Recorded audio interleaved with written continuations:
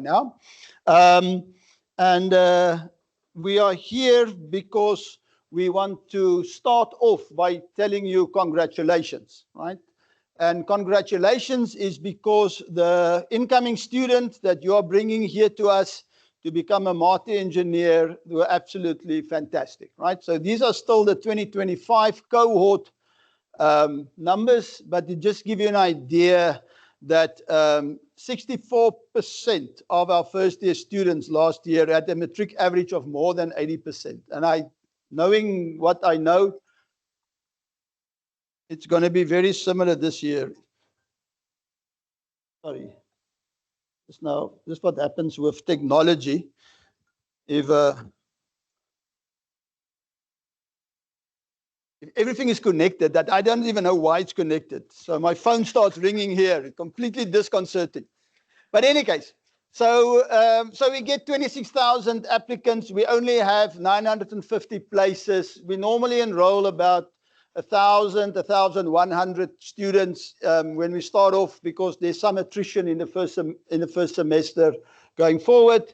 But as you can see that, and to give you an idea, this year for mechanical and mechatronic engineering, we had a selection score of 650. Selection score of 640 means that you had 80% in matric, plus you had 80% for maths and 80% for physics. So you can see the kind of caliber of people who come here. And now you're sitting here. So congratulations on those wonderful matric results. It's sad about the maths, but it is what it is. Today I'm going to tell you a little bit about the faculty. I'm going to tell you about our undergraduate programs. I'm going to give you a fair amount of advice and information, some important information on what you need to share. And then, of course, I'm going to give you the opportunity to ask me questions at the end. So what's really important for us, and I'm sure it's also important for you, is that all the new engineering students that we enroll in the first year are successful, right? That is what we want. We want them to graduate. So despite when they come home and they say those terrible lecturers are completely against us, it's actually the opposite. Those lecturers really want everybody to be successful. We know that you also want the same for your student, mainly because it's very expensive to keep them in Stellenbosch, but also because you want them to be very successful and have a great entry into their career.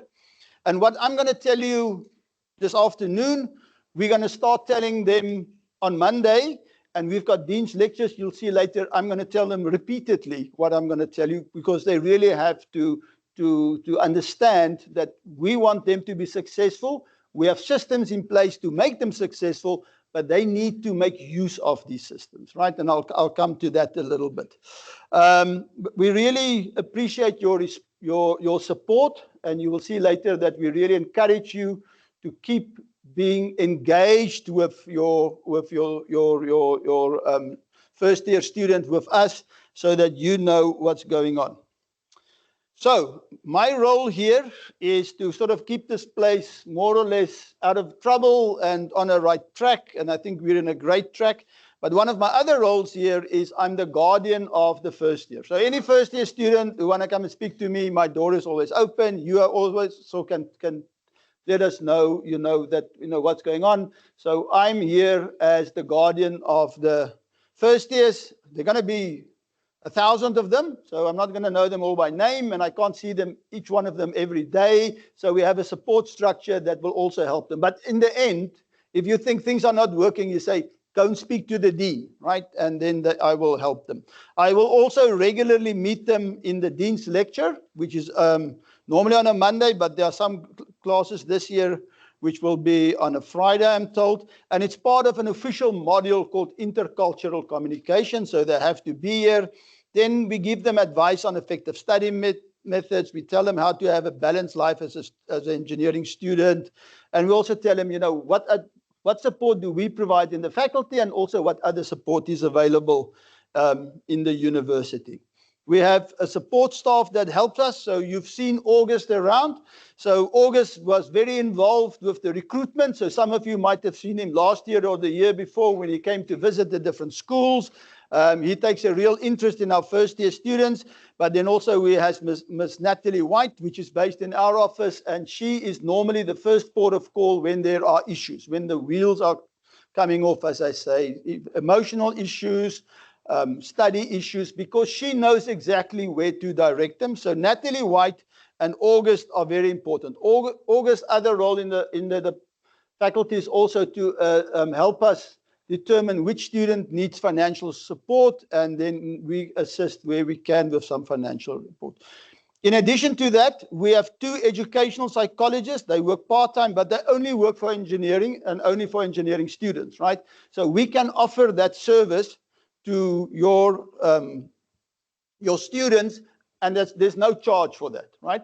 In addition, I'll tell you later that we've got a central facility. There are more clinical psychologists and educational psychologists there that can also provide support. And what I can tell you is that we have a lot more requests for this kind of support than we had 10, 15 years ago. But we do provide support, and that is Annette and Inez. But the appointments go through Natalie White, right? So Natalie White is the person that you have to remember, but we'll tell them this is the person to go see when the things are not working out. Some information about the faculty. So we have a new vision statement, and our statement is we want to be the leading engineering faculty on the African continent, recognized globally for excellent innovation and inclusivity in education, research, and societal impact. And I don't know, I'm not a big believer in ratings, so I don't look at ratings a lot. But if you look at the ratings, you know, depending on which ones, we're always number 1, 2, or 3 somewhere in some of these ratings. But I can tell you, I think that this, for an undergraduate degree, this is now becoming the preferred institution in South Africa. We were established in 1944, originally only as an Afrikaans engineering faculty. We're going to be 82 years old this year. We had a track record for producing excellent engineering graduates, and we have an outstanding research record, and I'll brag about that a little bit later. But we do this in cooperation with industry. So what's important for you to take away from that is that we're not at the high school of engineering, right? We're a faculty where we work closely with industry so that we know we know how to adjust our training, our curriculum to be in pace with what's happening out there. So when they graduate, they get good jobs. And just the other day, again, somebody told me they only employ engineers from Stellenbosch, which I think is a good thing. Just who are we? So you can see me there. I'm the dean. Then I have 2 vice deans. So the vice dean teaching is Professor Celeste Viljoen, and the vice dean research is Professor Corny Schutte. We have a faculty director, Enzo De Guano. Then you can see the support services we have in Natalie, August. And then another person's name that you might want to remember is Nicole Hartzenberg. She doesn't work in the faculty. She works in the registrar's office, and the deputy registrar just moved in here. Ashman, thank you very much for being here, because they're the best support service that we have here, right? So if anything is a problem with enrollments, finding out about, you know, will I be readmitted next year? I'm not in the right, I'm not registered for the right modules. You send them to Nicole, and if Nicole can't help them, you go straight to Ashman and he'll sort it out for you, right? Okay, Ashman, I will stop now, okay. Then we also have 5 departments, and each one of these departments has a chair, except chemical engineering, which now officially have what we call an executive departmental heads. By the end of the year, 4 of them will have executive departmental heads. So we're actually elevating that position of the management in the department.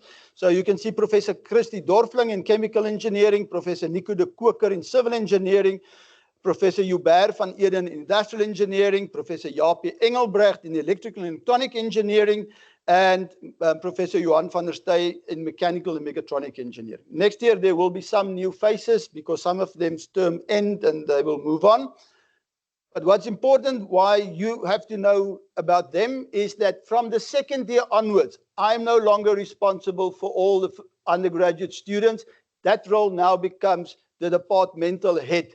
they will then be responsible from the second year onwards. So from the second year onwards, the students don't come to the Dean's Division, they actually go to their own department. And in their own department, they have kind of a similar structure with one person that deals with all the queries and stuff like that. But you don't need to know that now. For now, you just need to know what happens in the faculty in the Dean's Division.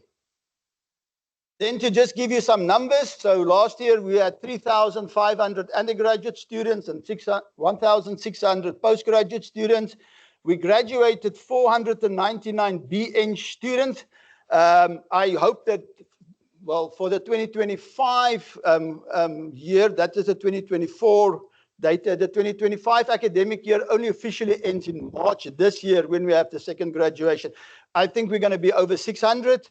280 master students and 68 PhDs. And what's very important about that 68 PhDs is the 4th time in a row that this faculty, which is not the largest faculty, had the most PhDs at this university. And what's more, that is the highest number of PhDs any faculty at Stellenbosch has ever delivered, right? So this shows you we're a research-intensive faculty. So typically, the undergraduate success rate is 75%. So about 3/4 who come in will finish, but not all in 4 years. Some will take 5 and some will take 6 years. And there's nothing wrong getting a degree in 5 and 6 years, right? So sometimes you will see, and I'm warning you now already, sometimes they fell behind. And then they say, now I'm going to catch up. But if you couldn't handle 150 credits in your first year, how are you going to handle 200 credits in your second year? In fact, you shouldn't even go for 150 credits in your second year. You should only go for 120 and pass them and switch over to a 5 or a 6 year program, right? So please make sure that any student who tells you, I'm going to now catch up, that's the worst decision of their lives because they will just fall further behind. But in any case, so 75 will graduate. In the rest of the country, the typical graduation of other faculties combined is only 44%. And about half of them who graduate will graduate in 4 years. So you already hear half of them who will graduate will take longer than 4 years. So there's nothing wrong with taking longer than 4 years. So here are numbers, and you can see these are our undergraduate intakes. We had a bumper crop in 2024. It went down a little bit in 2025. We'll see what it is in 2026. There you can see our target is 950. And you can also see the demographics, right? So the CBIA, which is so-called colored, Black, African, Indian, and Asian students are the lighter color bars. And you can see that that's slowly improving as well in this faculty. If you look at our degrees, you can see that just before COVID, we were sitting at 594. So we were nearly over that 600, and then COVID hit us and we took that big drop. So that's why I'm very optimistic that this year we will go over 600, and next year we probably will go over 650, and soon we'll be over 700.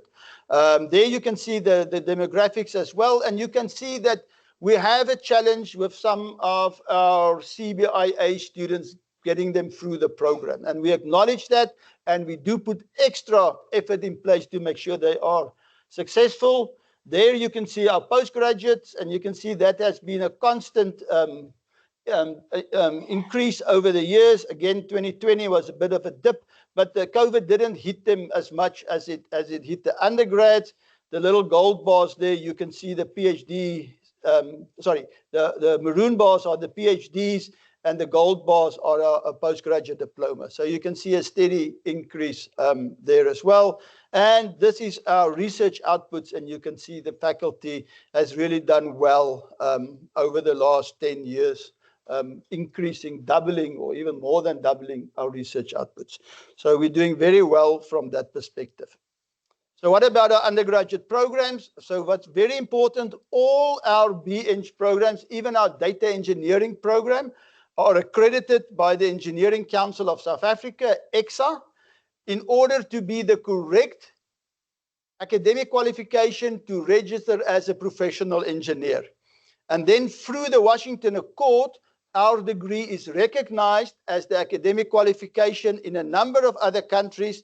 And you can see America, Canada, Ireland, UK, Australia, New Zealand, even Russia, if you want to go there, Malaysia, Singapore, and Turkey. So the ones which are obviously missing there are the European type countries, right? So the Europeans, for some reason, do not want to join the rest of the world, and they have a 5-year program and not a 4-year program.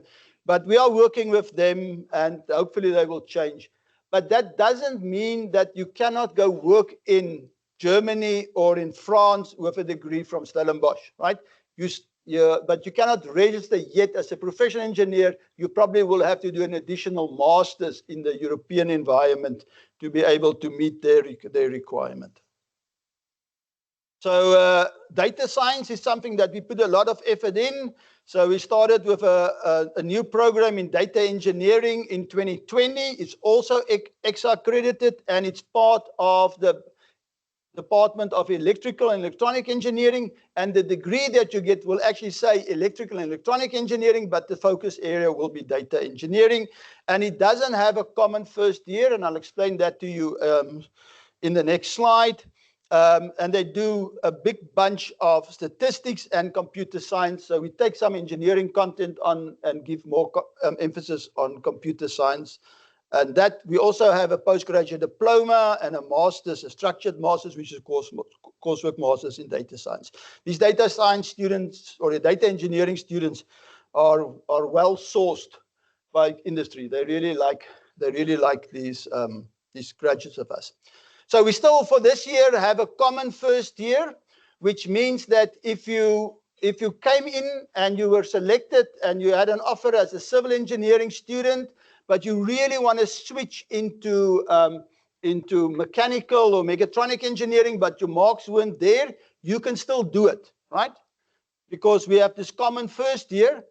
And the requirement there is if you pass all your modules, you just have to pass all your modules, then you just tell Nicole Hartzenberg and she switches you.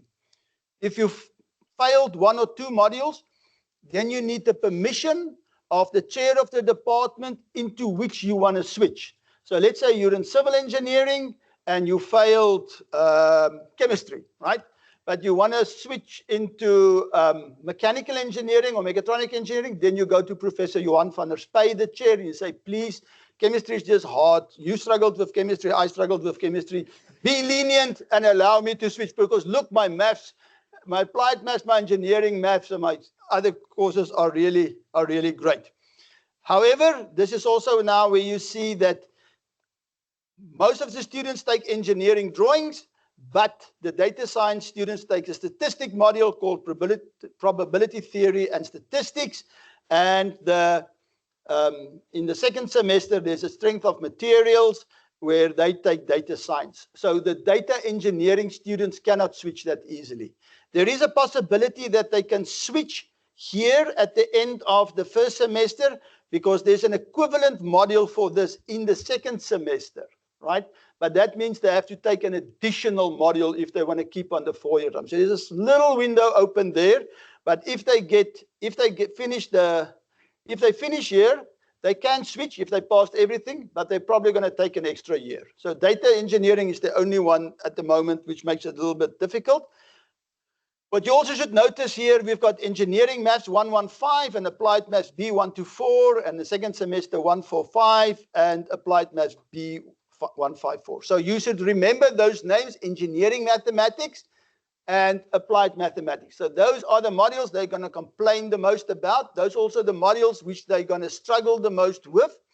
But those are the modules that is the most important to tell us and you and the students whether they will pass engineering. If they struggle with those 2 modules, then they perhaps should reconsider an engineering degree, right? So, and I'm very serious about this. They need to be comfortable with mathematics. Otherwise, they're going to have a very hard time going forward. Also, in order to continue or to be readmitted in the in next year, one of our requirements is they need to have passed at least 2 of those maths, right? And the problem is that if they would get 30% for maths 115, then they cannot even enroll for Math 145 in the next year. That means they will definitely have to pass both applied maths in order not to be excluded for next year. So mathematics, very important. If they tell you we're struggling, we say, well, figure it out. Go speak to the lecturers, go speak to the demis, go speak to whoever you have. Work harder, because if you don't make engineering maths and you don't make applied maths, we're going to take you out of engineering and we're going to send you straight to the Faculty of Economic and Management Science. They need smart students. So that's it. I'm not sure if it's included later, but also in order to progress to the next year, you have to pass at least half of your credits. So there's typically 75 credits in the first semester, 75 in the second semester. So there's 150 credits in the year. You have to pass at least 50%, 75 credits, and at least 2 maths, and then you can continue. Anything that, if you don't make that, then you have to bring what we call, it's not an application, it's an appeal for readmission. You've already been excluded, so now you want to appeal that. And there's a way that we deal with that. We also have students here, and there might be parents here whose students are on the extended curriculum program. So the extended curriculum program is there for students who didn't make these cutoffs that we had because they came from a disadvantaged environment. And it's very important we look at that, right? So somebody who was in Paulroos and parents lived in Desalse will never get into the ECP. I know that you may hear that it never happens, right? You must come from a disadvantaged environment where you had a very hard home environment, and you were in a low quintile school as well. And what we try to do there is you can see we repeat these mathematics, chemistry, and physics are basically high school maths and physics that we repeat. We give them a little bit of technical drawing to help them make the transition into engineering drawing. We help them a little bit with communication skills, right? But what's more important is we treat them as first-year students in all other ways. They follow the same sort of timetable that we have. We do the same assessment structure with them so that they start to get used to how it works at the university. They also get places in residences. So we treat them as normal students so they can make that transition from school, but they need to focus here. And you can see that in order to proceed to the first year, which is then the normal first year engineering, they need to have passed all their modules and their average need to be higher than 65%. Okay, so that is very important. So what are the different support levels available for first year students? So in the normal program, we have lectures, we have tutorials, and there's a lot of online material. So typically when they get their timetables, they will be very shocked if they compare it to somebody sitting in the same res studying a Bachelor's of Arts, because that person has like, I think, 2 classes in a week. Not quite. We have five lecture slots in the morning. And over the 5 days, they normally will have 2 open, only 2, right? So we expect them to be here from 5 to 1. And then to help them, they have to be back here at 2 o'clock. And each afternoon, they will either have a tutorial or a practical, right? And if there's one thing that I would strongly encourage you is that to make sure they attend lectures, right? There is a culture that we have now established, you know, with all these online Khan Academy and YouTube videos and stuff like that, that they strongly believe that our lecturers are second rate and they rather sit in their home, watch YouTube videos. Of course, the YouTube videos they watch is not Khan Academy. It's like how to sail the world and all kind of other stuff, right? They must be here. They must be here. That's where the learning starts, is here. Because we learn through different ways. We use our eyes, we use our ear, we write. To sit here and listen to the lecturer is the most important kickoff of that. Then we have an additional academic support. So we have group learning sessions, which are after hours, facilitated by training assistants. So these are not the afternoon tutorials. This is after the tutorials. We have additional voluntary. Because one of the other things that I will tell you later is that they need to get study buddies. Students who are in residences, they easily get study buddies, right? Students who live privately tend to try and survive by themselves, which is not a good strategy. But if they come to these additional afternoon lecturers, that's where we let them work in groups, and hopefully there they will then start finding a group with which they can study. So I think it's very important that they do that. And then there are video recordings, of course, on key topics. We talked about the Dean's lectures that's available, and we talked about access to educational psychologists, and then also to help with anxiety, stress management, and effective study methods. I'll give you this bit as well right now. So what I tell them quite a few times over the next 4 or 5 weeks is that when you get in trouble, put up your hand and start looking for help early on. And one reason to motivate them is to say that because if you exclude at the end of the year, we're going to look whether you put up your hand, right? If you had a terrible first semester, but you didn't go visit or do something in the second semester, terrible second semester, we're just going to kick you out, right? Because you have a responsibility. So you have to support them and say, if you are struggling, the dean said there's help available. Have you spoken to Natalie White? Have you gone and put up your hand? They need to put up their hands. You heard there's over 1,000 of them. We won't be able to identify. We won't know about, the boyfriend issues, the girlfriend issues, the motorbike accident issues. People pass away. There's things going to happen at your house, right? Which are going to be hard. And they sit here. They don't understand that. They're not protected in that environment. Many things can go wrong, but they need to put up their hand and say, I'm struggling, I am drowning, please help me. Then we can help them. On the language policy, so the first year we've got parallel medium, we've got English, we've got 3 English groups and 1 Afrikaans group, which for some reason is getting smaller every year. The second year we have still some parallel for the large modules like engineering maths and applied maths, but slowly we convert to English with support in Afrikaans. Third year, all lectures in English with support in Afrikaans. Fourth year, it's all English. Textbooks are generally in English. Test and exam questions are always for the first 3 years. On the same paper, there's always an Afrikaans question and an English question, okay, which helps some students who are actually bilingual because they read both if they kind of can't figure out what the guy says here in English. Let's go speak Afrikaans for a while, okay? They can answer in any language, even in the 4th year, they can answer in English language, any language. They can answer in Afrikaans or English. So if they're going to answer in isiXhosa, it might be a challenge for us, right? Or Mandarin, right? So they can answer in English and Afrikaans. They can write their reports in Afrikaans if they want to. I know there's some of you that might sit here, your students were in Afrikaans language school, and now they decided to go directly into English. We know that a lot of them do it, and it's fine if that's their choice, if they feel comfortable. We normally say, well, maybe you should start with the Afrikaans group until you've made the transition, because it's completely different, the pace of work, etc., and then do the language later. But we all know they are completely bilingual. So even the Afrikaans kid to enroll them into the English groups, it's fine. We just say, maybe wait. There's a lot of questions always about computers, devices, and IT access. So firstly, they don't have to have their own PC or laptop, right? We have a whole building full of computers, so they can do all their computer work in the faculty in what we call Virga.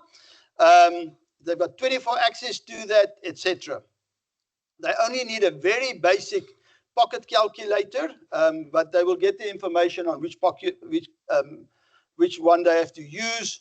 And one of the problems is that, for instance, the drawing program, even if they have their own PC, they can't access on their own PC because of languages.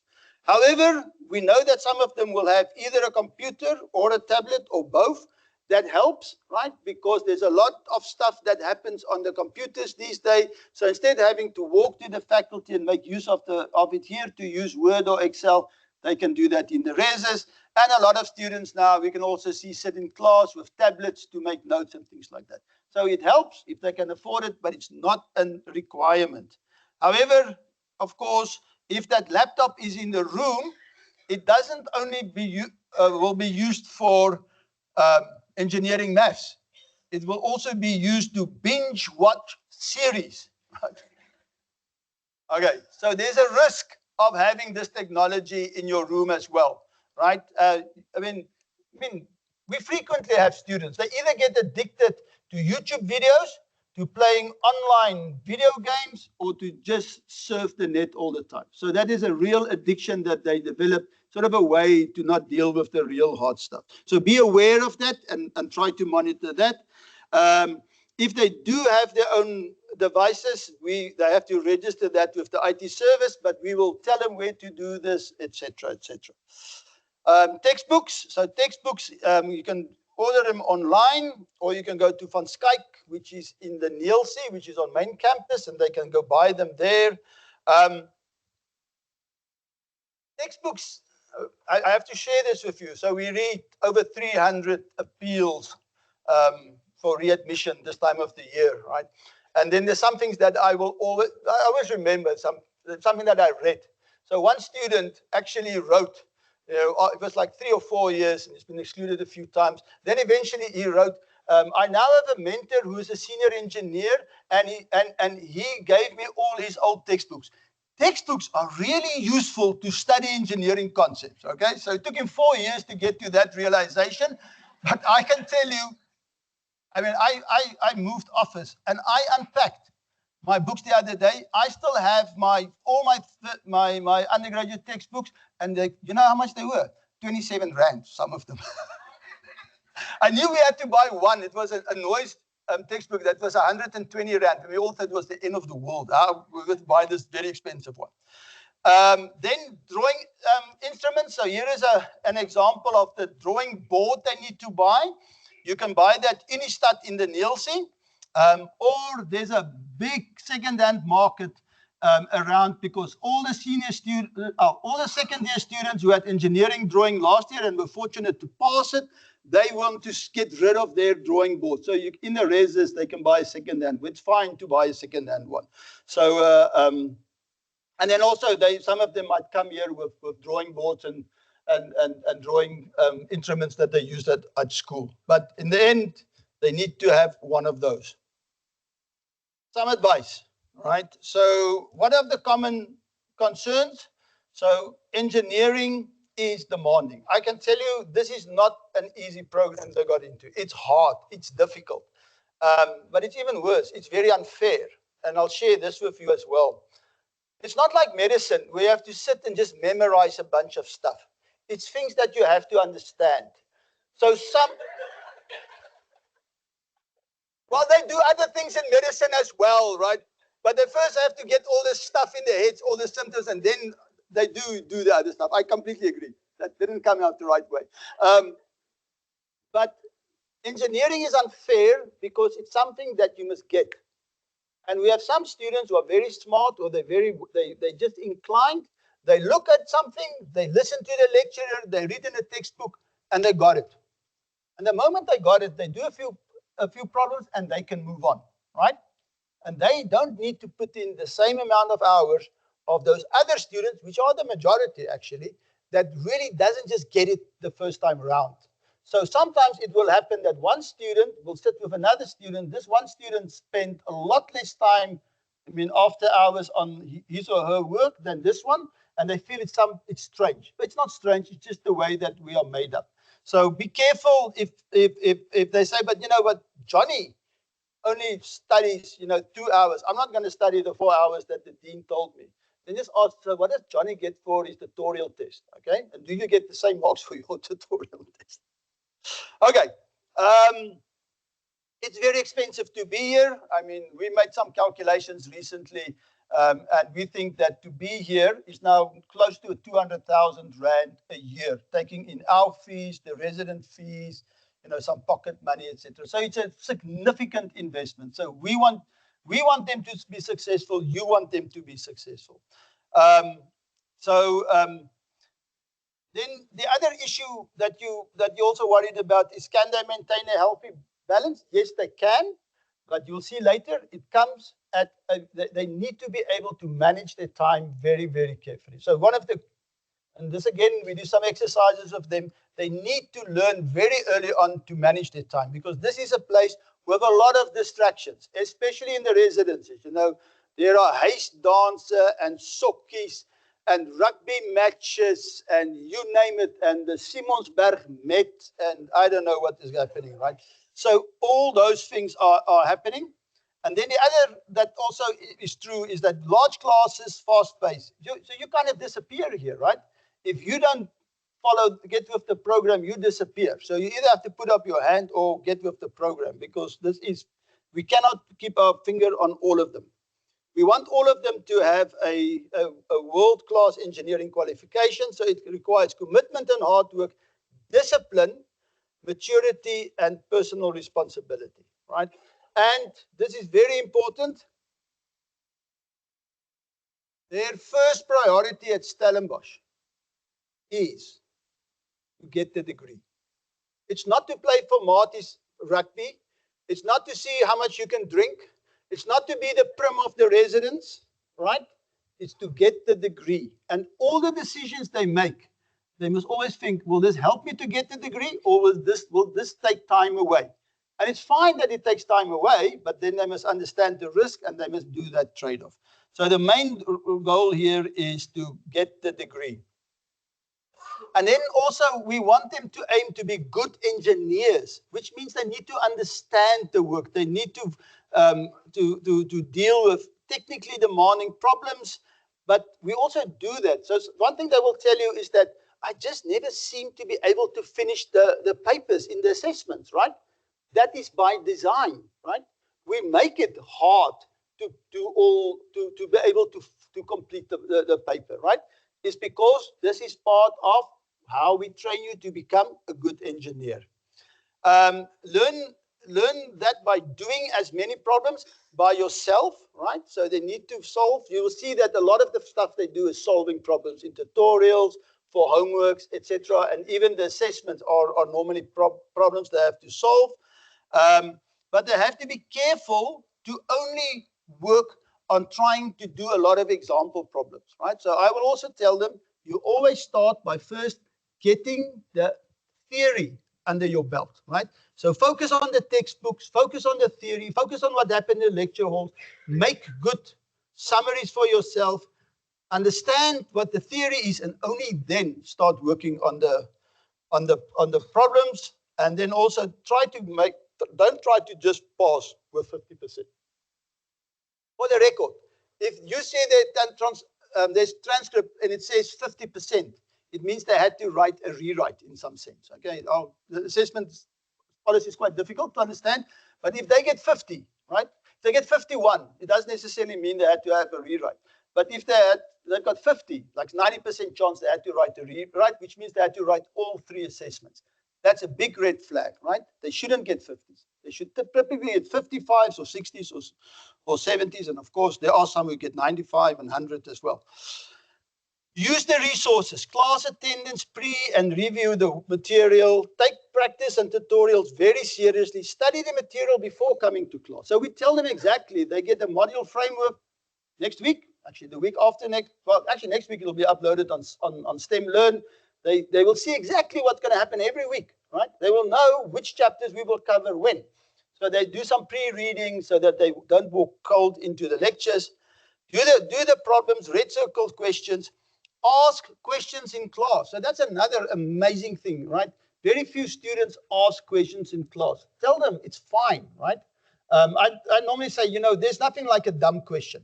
There are many dumb answers, right? But there's nothing like a dumb question. If you have to ask me something, it means I didn't explain it well enough, right? And I must try again. And then normally what the lectures do, they've explained it once, and then somebody asks, then automatically they switch and they try to explain it in a different way. And that helps everybody in the class. In fact, if one student has a question in a class, there are probably 50 to 100 others who has got exactly the same question. They just don't want to put up their hands, right? Put up their hand, ask the question. Talk to your lecturers and tutors. And then, as you say, I said, we're going to talk a lot about formed study groups or study buddies. That's very, very important.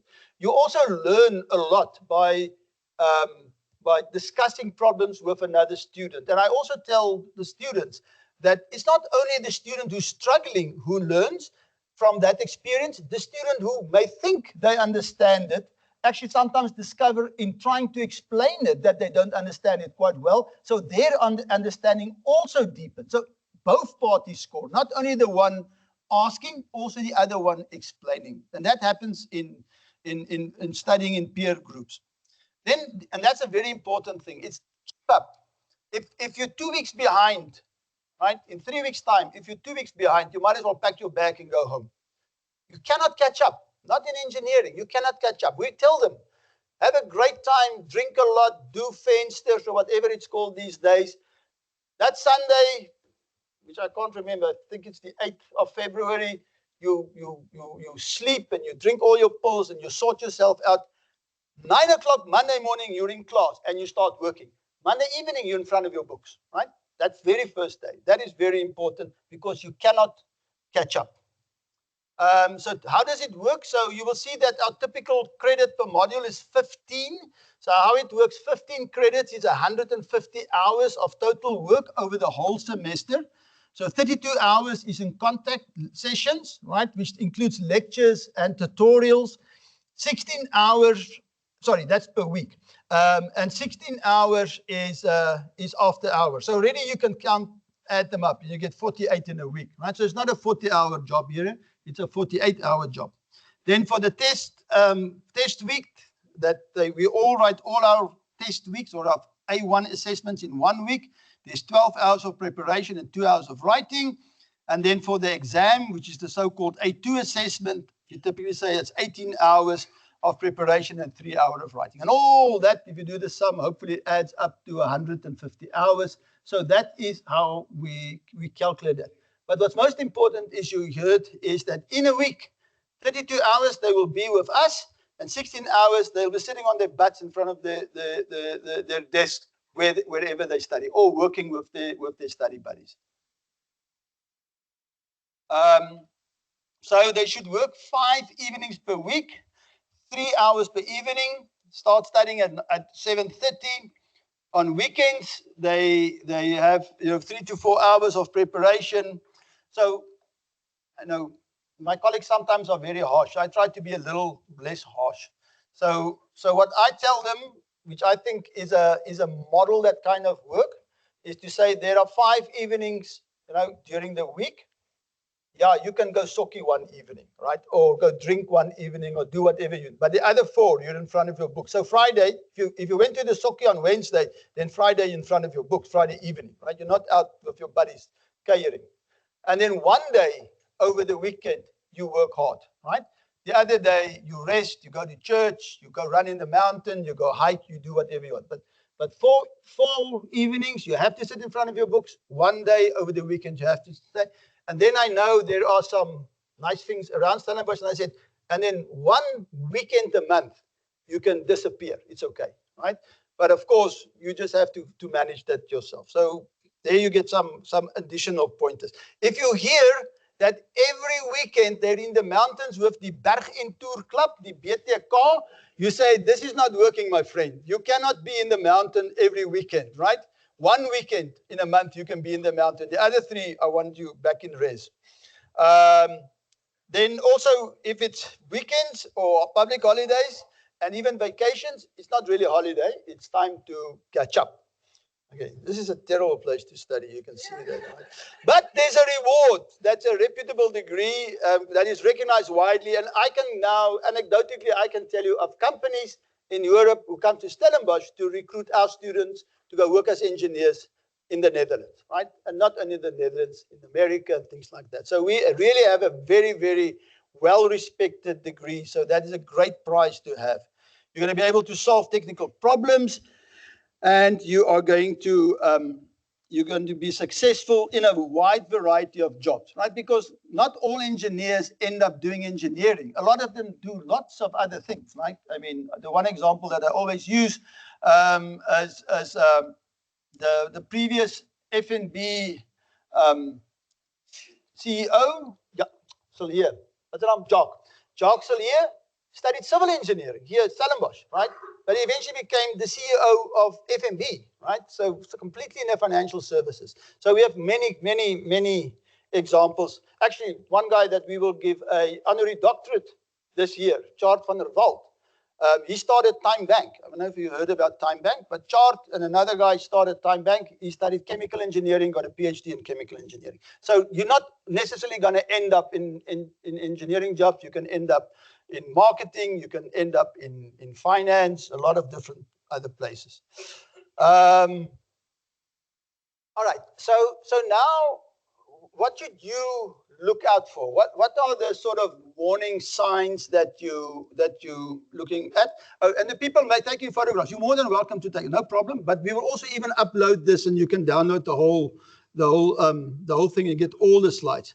So the first is that if the averages gets to 50-55% in the first year, that's a red flag. Start thinking about that. I already told you about the 50 being rewrites.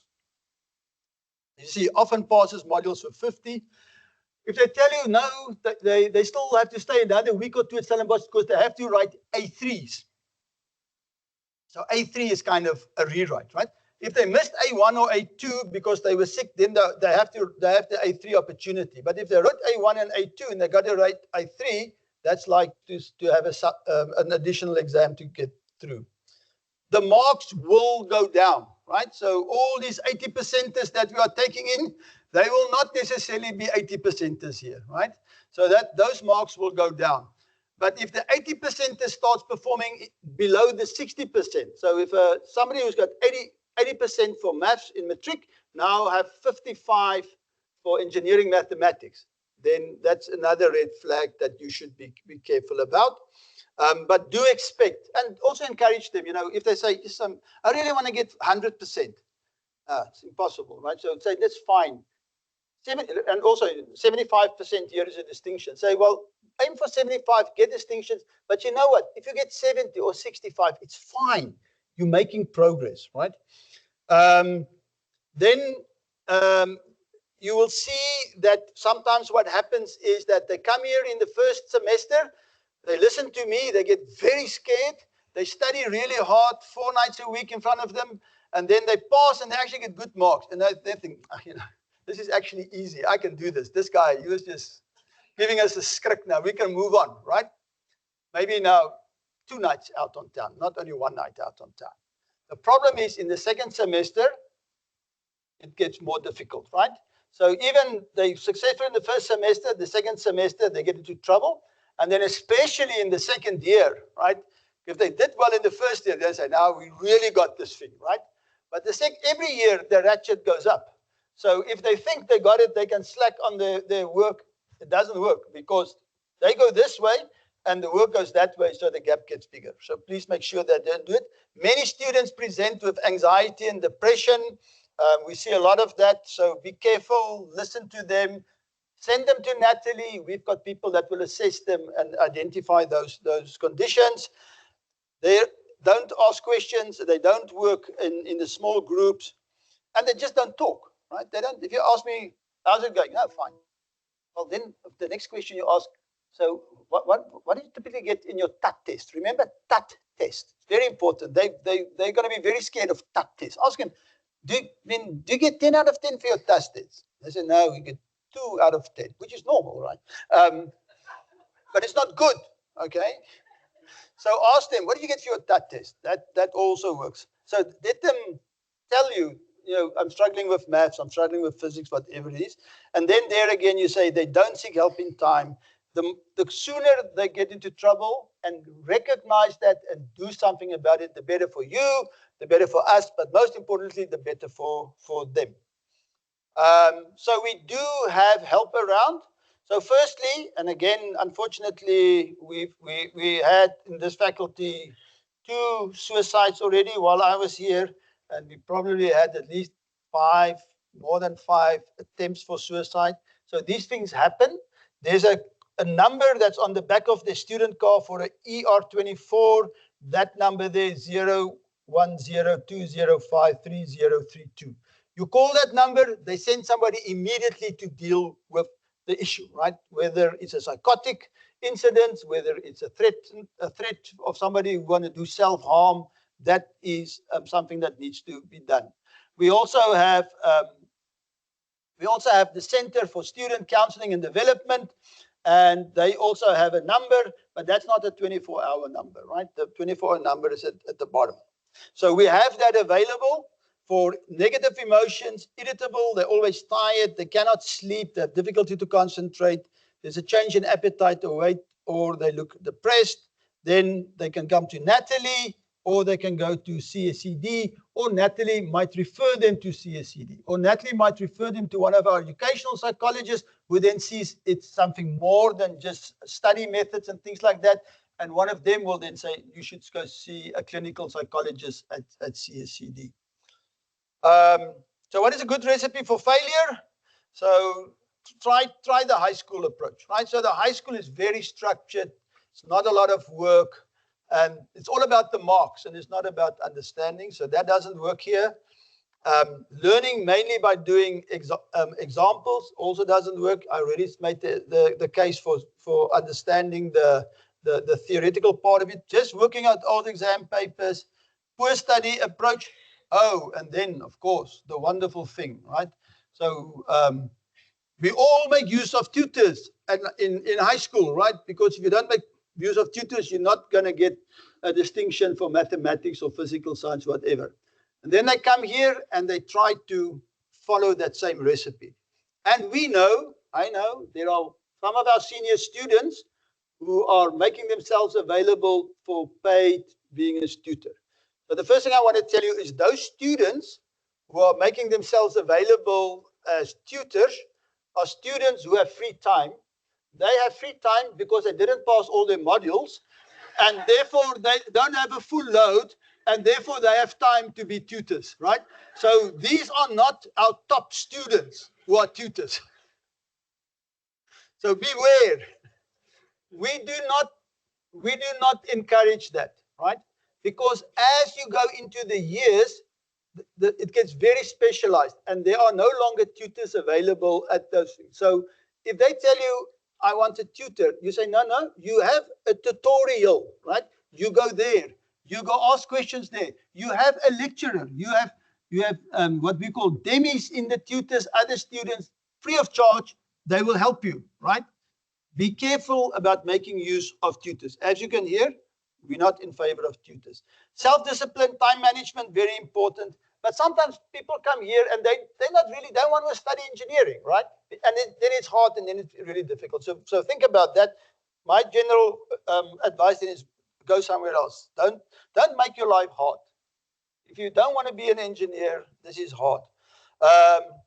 Okay, and then of course they only want the degree, they're not considered. So wrong priorities. I'm not going to read all of this, but you can see the computer games and the TV series there. Sports, be careful of sports. I'll tell you the story, right? My daughter played water polo for South Africa when she was in high school, right? She came here, she started chemical engineering. Within a month, she came to me, she says, I don't even have the time, and she was smart, right? She's much smarter than me because she has a mother's genes. She's very smart. She did really well in matric, but she said, I cannot even play water polo for Marties and study engineering, right? So those who want to play national teams and study engineering, I can bring you many examples. It just doesn't work. Careful of too much pocket money, right? Because there they can spend lots of time traveling down with an Uber to town, go to, I forget what this place's name is, Entourage, Aunt Class. That's the favorite now. For first years, Aunt Class is the place. If they tell you they went to Aunt Class, right, it's not to get lectures or extra help. It's to drink. Okay? Relational problems, they're going to meet now somebody in their room, right? And some of those are going to be some difficult relationships there. So have your eye open. So sometimes the roommates just don't get along, right? And you can resolve it in the residence. The residence heads, and August is a residence head, they know they have to resolve it. But he doesn't, because he doesn't have engineering students in his residence. But if the resident heads don't sort out my engineering students, I go speak to the residence head and I sort out the residence head so that they can sort out the student, right? So if you don't get into a situation where after numerous attempts, they don't move the kids, right? Because if the kids don't get along, if the one kid is constantly drunk and never works and the other kid wants to work, that doesn't work. And it's a responsibility of the residents to sort that out. And if you feel they're not doing that, you contact me.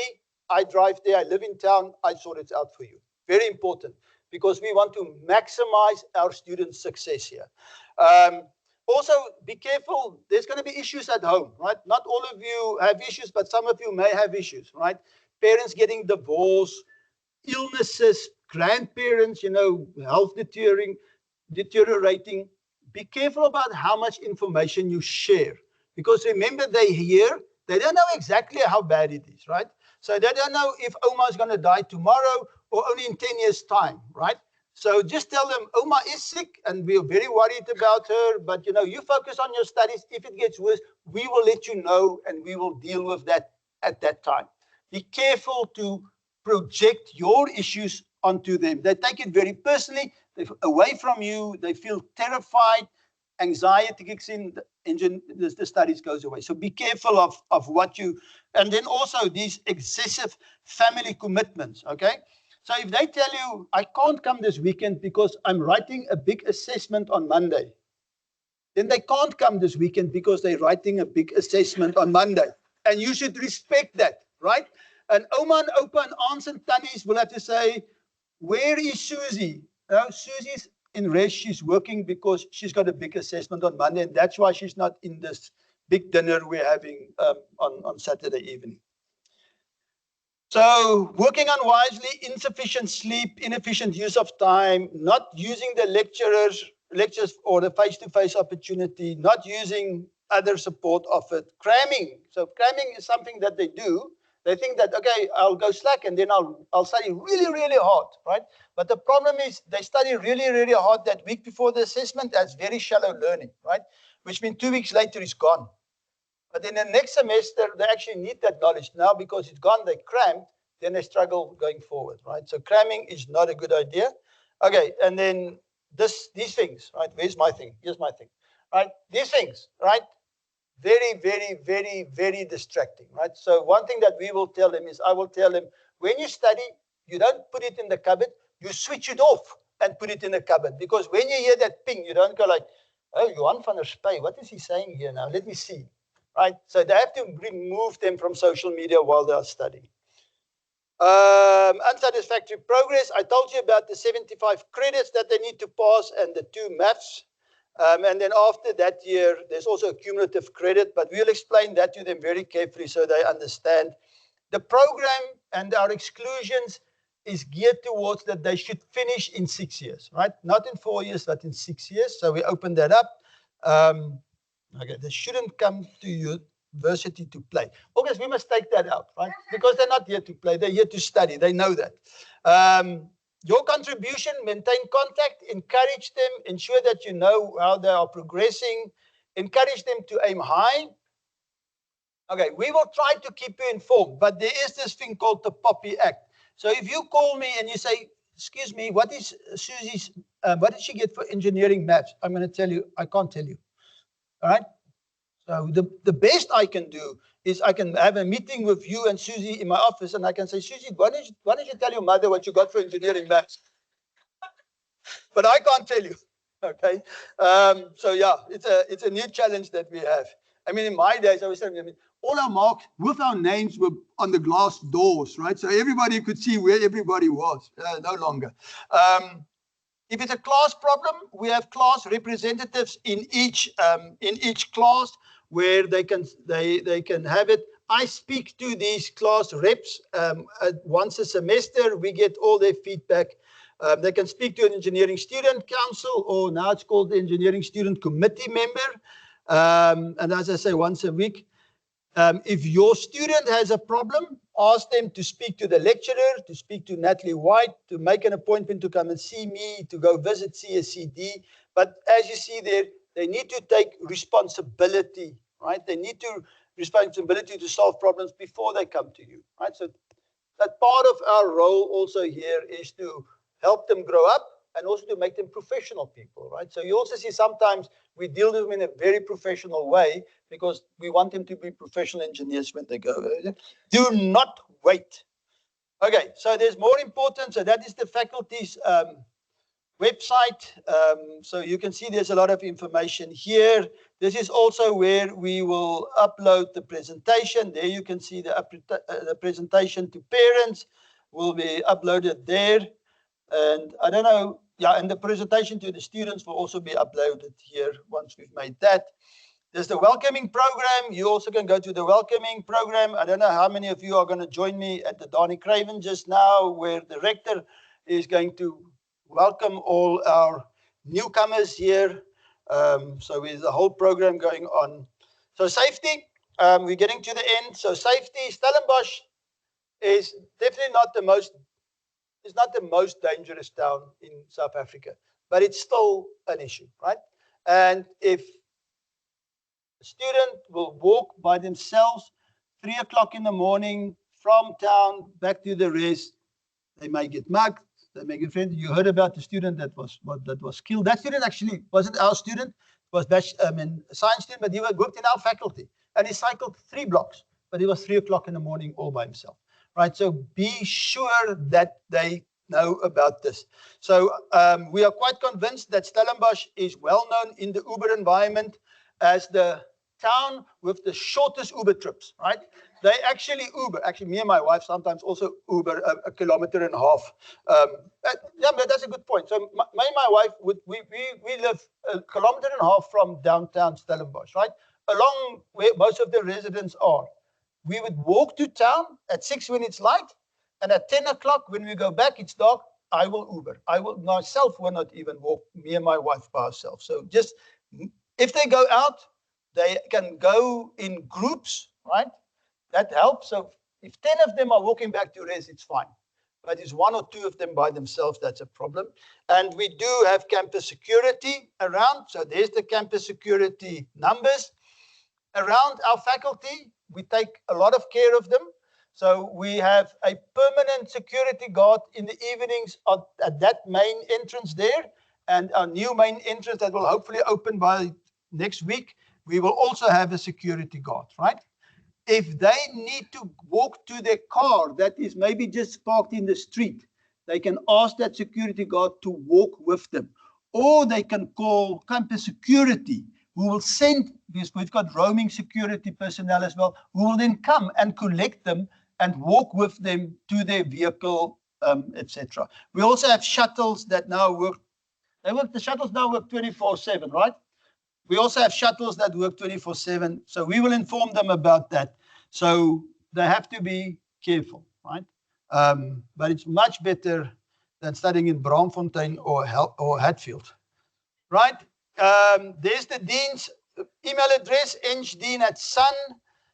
You can also call my number. And there's Natalie, Natalie s@sun.ac.za. If you can't find it on the website, you can just ask her by email for a copy. And that's me. And now it's over to you for questions.